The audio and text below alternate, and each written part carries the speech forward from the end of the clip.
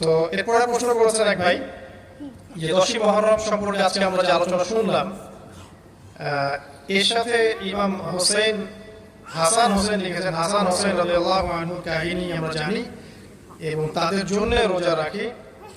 তাদের গল্পের সাথে মুহররমের 10 তারিখের গুরুত্ব সম্পর্ক কতটুকু? খুবই চমৎকার একটা প্রশ্ন। আপনার যে প্রশ্ন যে হুসাইন রাদিয়াল্লাহু আনহুর শাহাদাতের সাথে এটার কি সম্পর্ক, এটা আমি একটু আপনাকে ব্যাখ্যা করছি।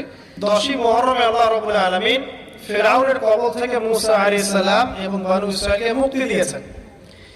এটা ছিল মুহররম মাসের 10 তারিখ। এই নিয়তে আমরা সাওম রাখি, এই নিয়তে আমরা রোজা রাখবো। আর কাকতালীয়ভাবে এই দিনেই 10ই মুহররমে ইমাম হুসাইন রাদিয়াল্লাহু আনহুর শাহাদাত ঘটে গেছে। এটা প্রায় 60 কি 62 হিজরি থেকে ঘটনা। অনেক বুঝতে পারছেন? আমরা বুঝতে পারছি না।